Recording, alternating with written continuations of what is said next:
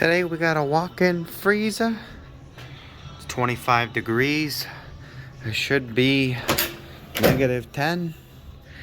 Let's check out this thing. We're gonna use the troubleshooting guide I made. I'll attach it below, and we'll systematically figure out this thing. And I'll also attach my video explaining my guide in detail and why I came up with the system I did.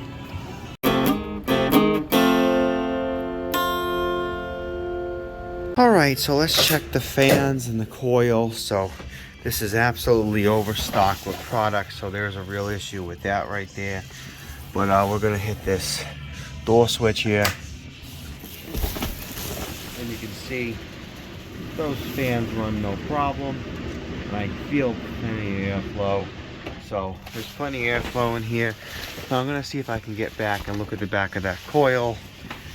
Gonna have to kind of remove some of this stuff here. You can see I'm under the coil. Let's look back there. It's frosted up. Okay, so there's some pretty decent frost back there. Now I'm also going to verify the temperature probe while I'm here. Typically I would take a cup of ice water, put it into it, verify it, but 28 degrees. So it's reading about right where it needs to be. I mean, I know it because I looked at the controller. I'm still going to look at it at the controller. This thing reads about 3 degrees warmer. Now, I don't really trust these AR guns great. I always trust a cup of ice water way more, but I'm not navigating through this again with a cup of ice water. Granted, I have to figure out the coil situation, but we're going to look at a few other things at the rack, because I always try to always kind of verify these things. But we're gonna keep moving forward. Okay, we're in the rack room. So do we have any safety lights? Nope. No safeties are off. Everything appears to be running. No compressor seems to be gobbling up any oil. If we look at the compressor, if we look at the pressures, however, on the low temp side is what we're dealing with right now. 15 psi.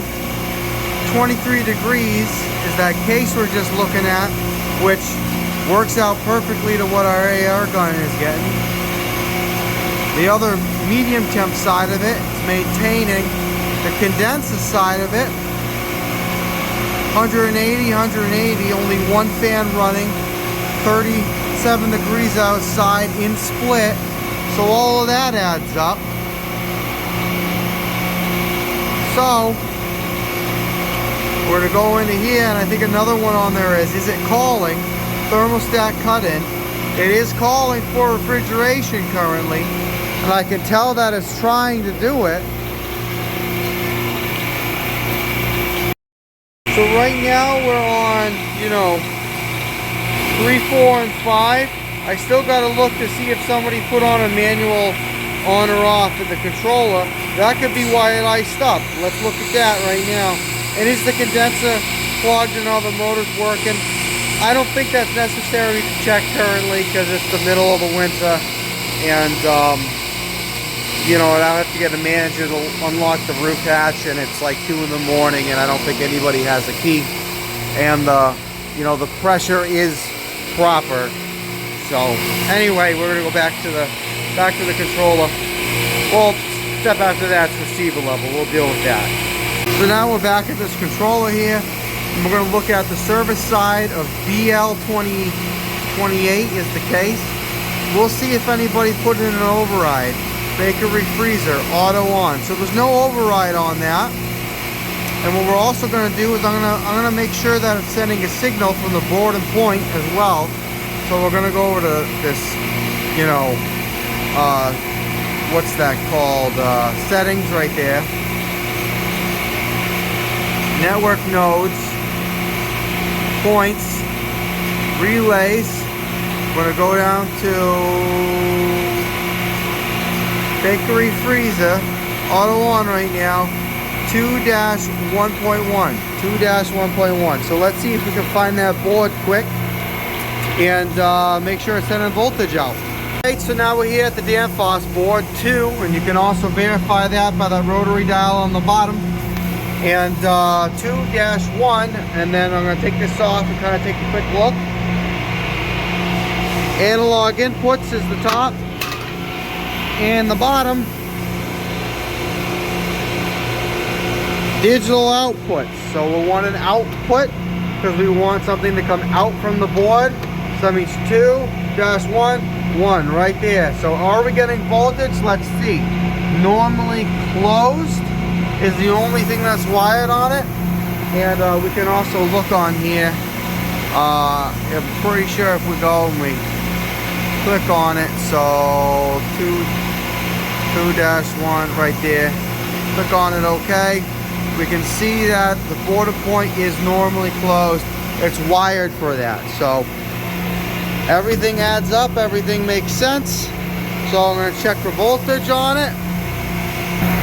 So I have 0 voltage from common to normally closed, which is what I'm looking for. Now I'm going to take the voltage from common to ground, which will get me to the ground terminal up there.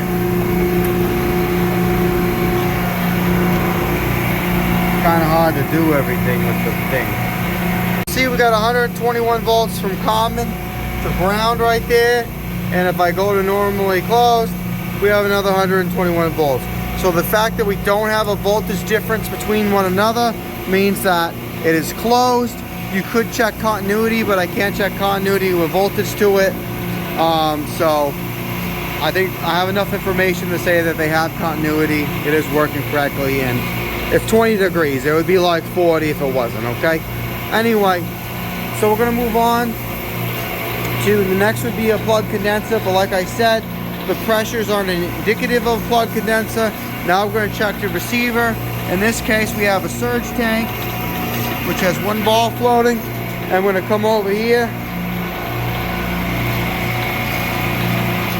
And now we're checking the sight glass. So this sight glass, you can see, it's kind of flashing, but I know that we have refrigerant because the refrigerant is in the surge tank, and it was just clear a moment ago, and it's the middle of the winter, so I can conclude that it's just because of low load conditions. Now I still can check the temperature the pressure differential across the filter dryer. That might be worth doing. So we're checking the pressure differential across. We got about maybe a 2 psi, 1 psi differential. There's varying, so you can see one hook up there, one hook up the other side. That's fine. This filter dryer is good to go. So, all right. So next up is, all the ball valves open. Liquid and suction EPR, checking pressure at the cases, case filter dryer, superheat, and we're not going to go that extensive because I kind of already know what's wrong, but I'm just going to kind of show you. We're going to go back to zooming in, and I'm going to just show you.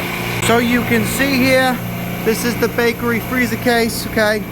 The ball valves are open, okay? Is the liquid working? I would say that it is because obviously the case is maintaining 20.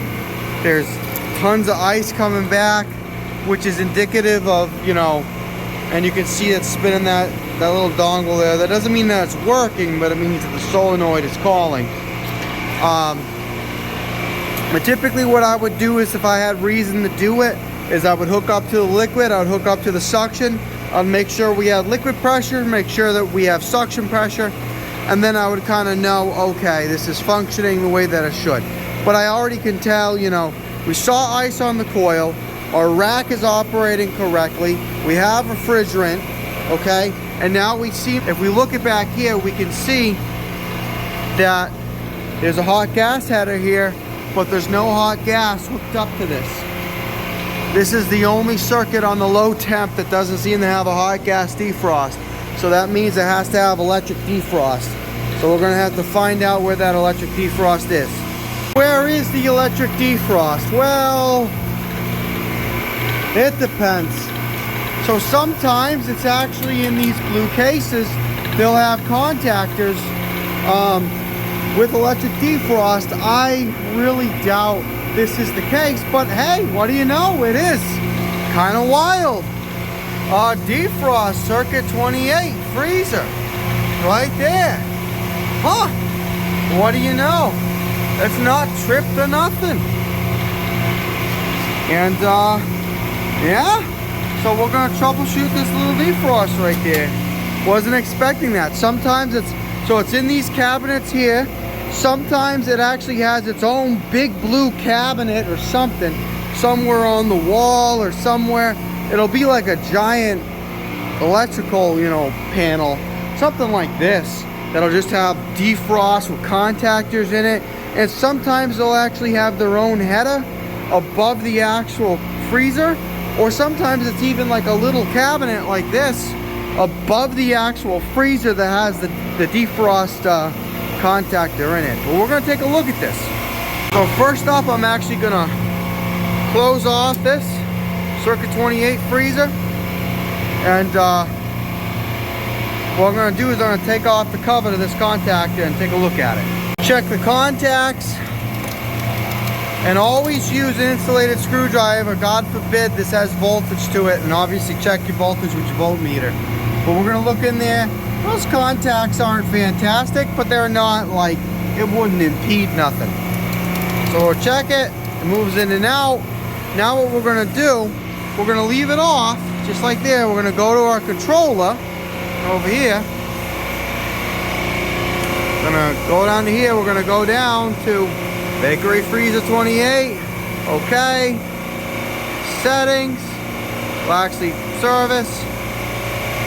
Alright, then we're gonna go down and we're gonna manually turn on, oh, right there. Do it right from there. Manual defrost. Defrost operation. Manual on. We're gonna see if that contactor pulls in. Alright, that contactor pulls right in there. So, alright. So, nothing was tripped, so I don't believe I have any reason to be overly cautious about starting the defrost up, because nothing was tripped. So I'm just gonna test at the ground quick over here at the contactor, and then I'll start it, because there doesn't seem to be any reason to be cautious about it, but I'm just gonna do it just in case. My manual off, defrost it, manual offed it. I'm gonna come here. What I'm gonna do is now if this was tripped, I would go down and test each individual, what do they call it, defrost heater. Make sure that everything's okay, nothing's grounded out, but nothing was tripped. So I'm not entirely sure. So what I'm just gonna do is I'm just gonna kind of test continuity for one another. All right, 23 ohms right there. We're gonna come over here, test right there. 23 ohms. Okay. 22 ohms. Okay. Now I'm going to check everything to ground. Looking for a grounding block somewhere in here. There has to be somewhere. Gotta be somewhere. Oh, there's one over there, but I don't have leads long enough to touch that. I guess I could grind it out over there. So we got open line to every single one. So that tells me that there's no heaters, at least from the contactor to the ground. Put it on again. I'm going to ohm across the contactor quick, and then I'm just going to check inside the freezer real quick. This is why we ohm across contactors, and that we don't just check for pitting, okay? You see right there? Okay, one of them has 600, the other one's 1, which is great, and then this one right here is from bolt to bolt. Look at that, 72. That's not okay. We got to replace this contactor and then run it through a defrost cycle. This contactor's done.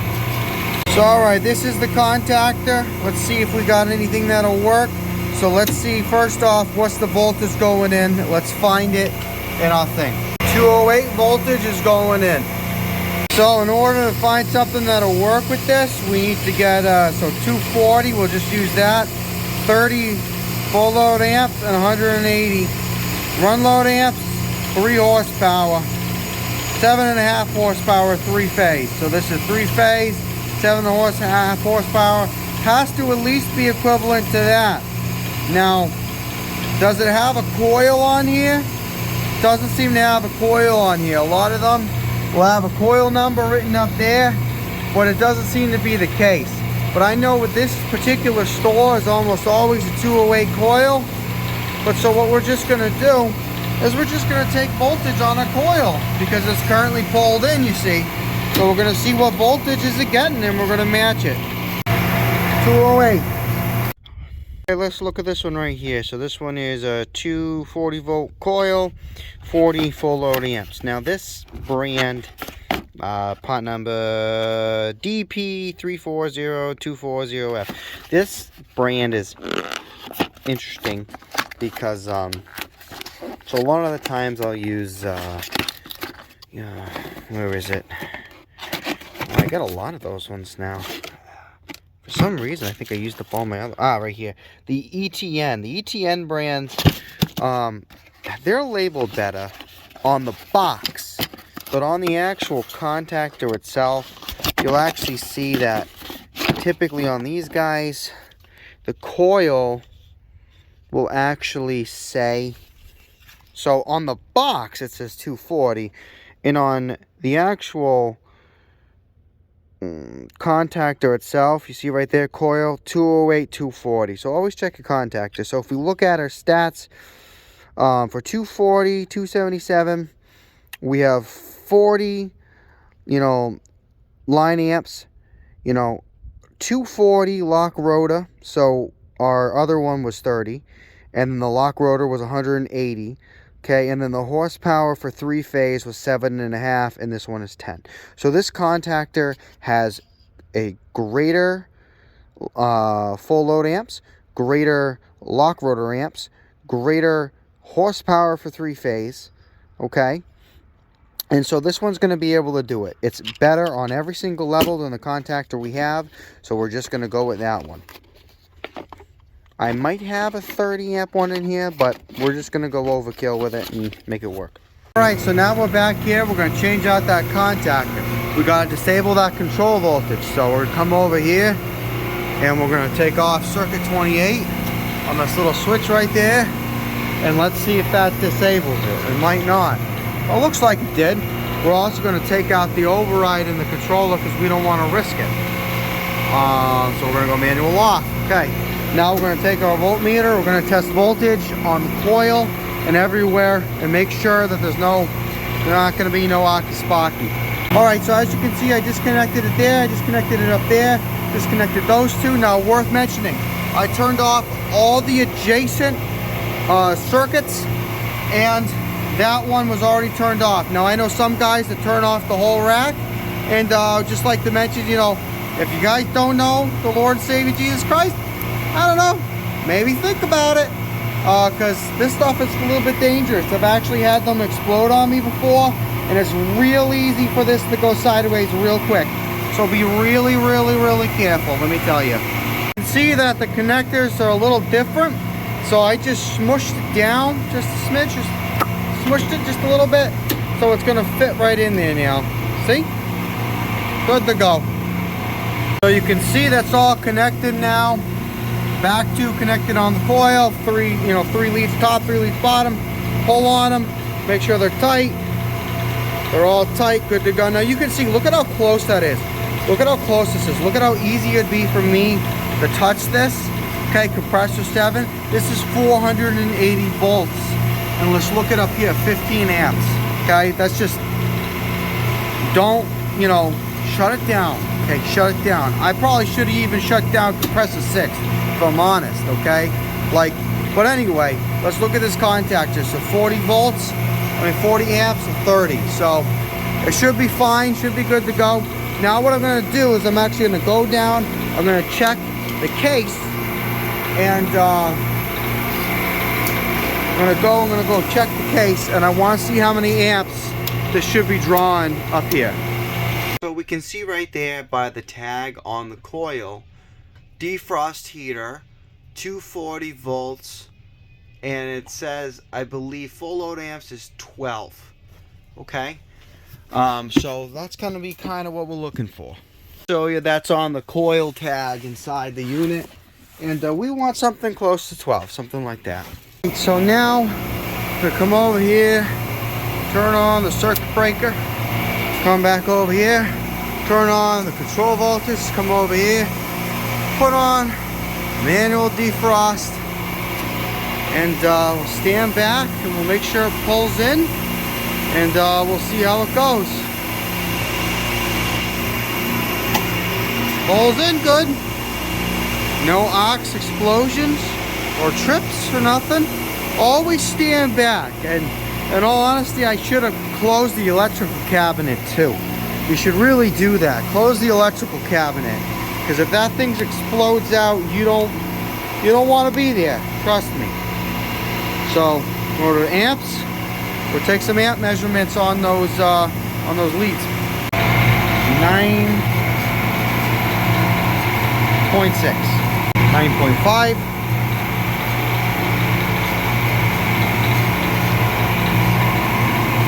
9.6. Why is there a little bit of a discrepancy between what the coil tag says and what we're actually reading? Well, there's a couple of reasons for it, but the main one is, so if we go back to Ohm's law, okay, voltage equals current times resistance, right? And if we just remove the resistance over, we divide by resistance, right? Because, algebra and all that good stuff, right? You get voltage divided by resistance equals current, right? Well, we know our voltage isn't 240, right? So if you remember the tag said at 240 volts, right, we would get about a 12 amps, right? Well, we know that this is actually around 208 volts that are coming in, and it varies based on the server. It could be 210, based on where we're getting our electricity from, National Grid, solar company, whatever it happens to be. It can vary from, 208, to let's say, 215, something like that, based on whatever, right? And we notice that from our resistance that we took through the entirety of the wire run, we had 23 ohms. So if we divide 208 by 23, we'll get 9.04. Okay, and we were getting about 9.5. Now that just might be, differences in manufacturing. It could be that the volts are a little higher. It could be that maybe my amperage was a little screwed, my resistance was a little screwed up by the contactor, whatever it happens to be. But so if we look at that math and we see that we got, 9.5 right now, well, that's only, a 0.46 difference. So it's really not anything that I wouldn't expect based off of Ohm's law. Now we're going to go in and check the heater.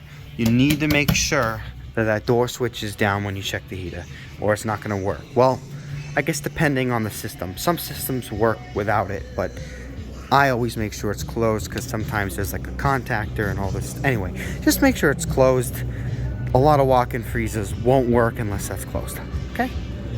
To show you 113 currently, that's melting away like nobody's business. Good to go. Try to get another laser on that. 600? Oh boy, that's intense. Anyway, this should be good after one defrost cycle. Now it's just worth mentioning, this is where a lot of guys would just cheese it right now. A lot of guys would just go, okay, time to leave. Don't do that. I know it's hard, but if you want to prevent callbacks, you gotta just let it go through its cycle. Okay, let it de-ice. Okay, use the bathroom, create a YouTube channel like I did in your spare time. I don't know, figure it out. Look into the rack, try to figure something out you didn't know before. Okay, and just let it at least pull out of alarm or, you know, do something like that. So you can see that most of it's clear. Just a couple more minutes and that top piece should be melted as well. So we got that big clump over there, but it's 2 in the morning, so we could probably deal with that big clump tomorrow. Shouldn't affect anything. The reason I wanted to show that is because I've been waiting maybe 20 minutes, maybe 30 minutes at most. I've been checking other things and whatnot, and you know, you don't gotta wait the entire defrost cycle a lot of the time, especially when it's that light snowy stuff. If it's like thick ice block, like an ice ring, you're having a rough night. If it's just like snow, it'll be done like 15-30 minutes. And the reason I mention this is one time when I was a younger tech, I actually had them pull an entire walk-in freezer, and basically by the time they pulled it, the coil was clear, because I didn't know no better. I thought it was frozen solid, like a frozen food case, you know, like a reach-in with the drain clogs, and it's like a solid sheet of ice. I was like, oh no, like we're done for. You gotta pull this, and in reality it just needed a defrost cycle. So anyway, thought I'd mention it. I'm waiting here for it to pull temp. I'm gonna go to the settings, and I want to see what it's doing for defrost. So we're gonna go to over along the top, we're gonna go to the control, then we're gonna go to refrigeration, then we're gonna go to circuits, and now I'm gonna click on there, -18, that's where we want to be. Go up to the top. We're using this to scroll. We're going to go to setup. Now we're going to click on this 28 bakery freezer, and we're going to take a look, and we're going to see defrost duration 30 minutes for defrost today. So what you would want to do is, if you had it, you would want to compare it to a lot of the times they'll have a schedule in the machine room, and we'll see if we can find that. And if they don't, the manufacturer will actually have, like, you know, broke off my keychain. It'll actually have for the coil, they'll typically have some type of defrost guidelines, and we'll see if we can find that. Just to show you right here, 28 bakery freezer. You know, it has evap temp -15, defrost, electric, evaporators. Gives me an evaporator type that's out there. Quantity 1, tubing length, all this good stuff. So we're gonna see if we can maybe find that evaporator type on the internet and see if it has a defrost schedule. Now also, there's a giant refrigeration map in this machine room. You can also find a lot of the schedules just inside these blue cabinets inside one of the doors. So basically, I can't find anything on the internet for it. So in this situation, I would do one of two things. So there doesn't seem to be a clear defrost operation here. So what I would do is the customer that we work for actually has a sheet that would have like a bakery freezer and the recommended defrost for the bakery freezer. Number 2, I would actually go in there, get more tag information off the coil, see if I can find the company's updated coil and emulate that defrost schedule if I needed to. But I'm not going back in there because there's just so much. Oh my goodness, there's so much stuff in there. I'm not doing it again. Not doing it. Not gonna do it. Or number 3 is what I'm doing now is, obviously, if it ain't broke, don't fix it. If it's programmed in the system, my only concern is I think I know that I'm not the only guy that was on this. I'm pretty sure there's 2 or 3 other guys trying to figure this out. I'm worried that they might have increased the defrost time to try to compensate for that, contact and not supplying proper voltage. But anyway, we'll see how it runs. It's not something I need to do at 2 in the morning. I hope this was a good guide. I hope this could help. Hope to learn a thing or two about a thing or two. Please like, subscribe, and all that good stuff. And let me know in the comments, what were you thinking? Did you learn anything? Any recommendations or wisdom you wish to share and all that good stuff. Anyway, that's how you do it. And have a good one.